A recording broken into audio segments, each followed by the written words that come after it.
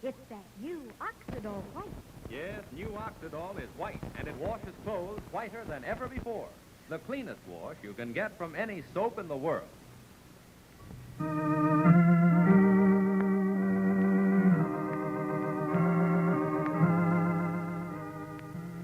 Oxidol's own Ma Perkins.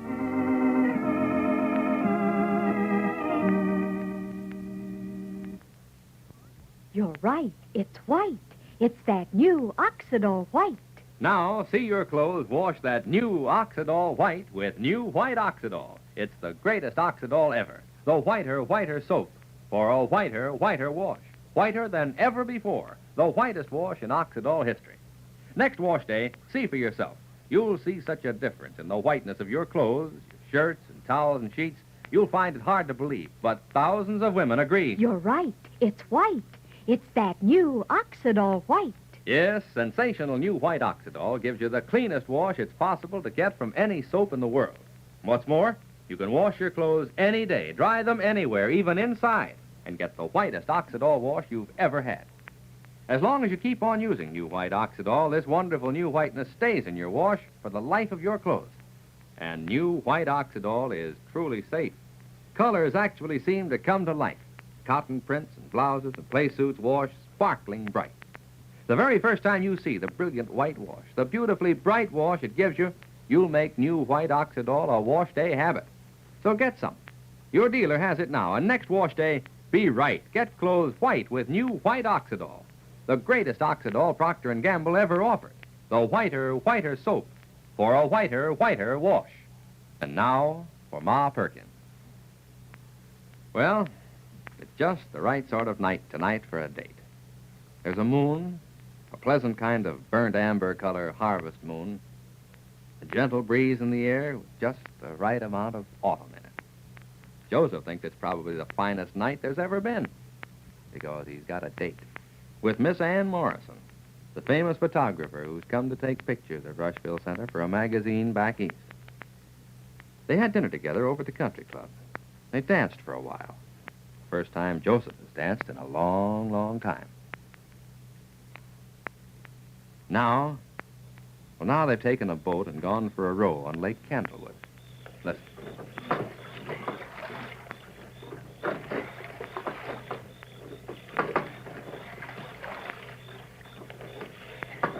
Why so quiet, mon capitaine? What? I said, why so quiet, mon capitaine? That's French. Oh, that's nothing. No reason. Just naturally quiet, huh? Uh-huh. All right. Nothing for me to do then but sit here and watch you row. Why don't we just drift, Joseph? Okay, if you like. Well, we don't have to be any place at a given time. No reason for you to keep rowing away. So why don't you just set a course and let come what may? Say, there's a likely-looking port in a storm, don't you think? Where? Oh, that inlet over there. Ah, it looks real cozy. Weeping willow drooping into the water. Okay. Unless, of course, you prefer some other harbor along here. What? Oh, no, that's fine. Well, every skipper has some port he prefers to all others. A harbor with some particular sentiment attached to it. No, that's swell. Well, that ought to bring us over there, okay? Unless we run into an unexpected current. Well, I'll keep my weather eye open for currents. Yeah, that'd be something. Currents on Lake Candlewood. Oh, I don't know. Now one finds currents in most unexpected places. There are currents in you, for instance. Joseph, do you still resent me? I don't resent you. I never have. Oh, of course you do. You'd so successfully buried yourself, all that was lacking was a tombstone to mark the spot. Oh, don't be afraid, Joseph. I'm not afraid of anything. But you are, though. You mustn't let people in the town intimidate you. No one's intimidated me. I don't know what you're talking about. Come here, Joseph. What? Come and sit with me. Well, I know, the seat's narrow. It'll be crowded. I hate having to shout, though. Well, we'll be ashore in a minute. Less than that. Please don't resent me, Joseph. I don't. You know, I'm not really a crusader trying to bring out the best in people. I just think you have everything. You charm, and looks, and you're young, Yeah. and warm, and sensitive and emotional. Oh, we're in. Oh, yes. No, I just don't get it. Why you should be bothering with me. But I've just told I'm you. just a small-town milkman, that's all. That's all I'll ever be. It's all I want to be. It's easier that way. You talk about my being a rebel. I've got nothing to rebel against.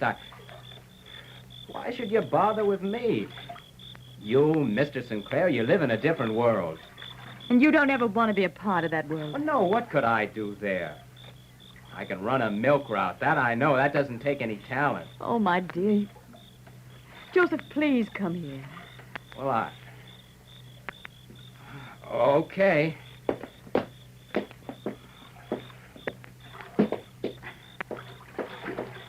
All right? Mm-hmm, yeah. Yeah, fine.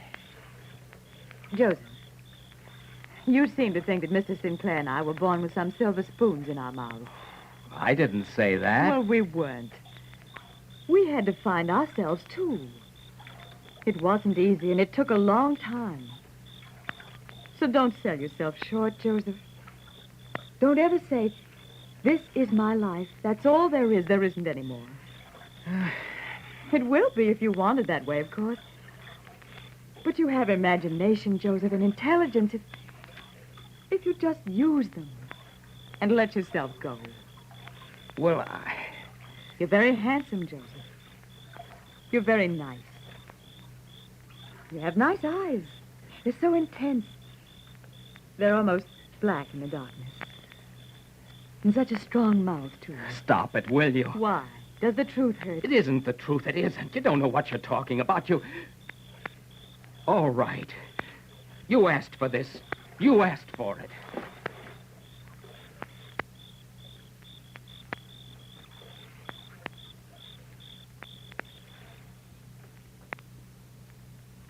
Meanwhile, over at Ma's house, Alfred Sinclair, the author, who's come to Rushville Center with Miss Morrison, has been spending the evening.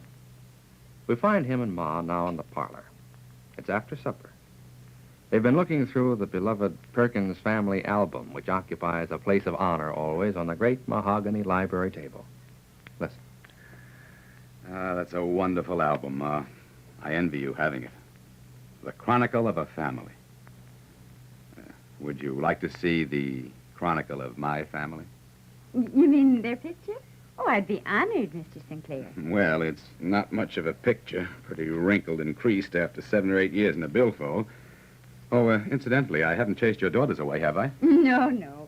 They're upstairs. Evie's helping Faye to make over her dress. Oh, is that the picture? Oh, yes. The sole remaining proof that we were once a family. Why, it's a beautiful picture, Mr. Sinclair. You have a sister. Had a sister. She's dead. They're all dead, Ma. Oh, they were real handsome. Your father, you have his strength of face, don't you? Your mother's eyes, though. I might have expected you to single that out. Yes, I do have her eyes. I guess I resemble both of them. Oh, your sister was a beautiful child. Yes. A product of the past. Trying to live up to its rules and regulations. Nothing else existed but the past. She killed herself finally.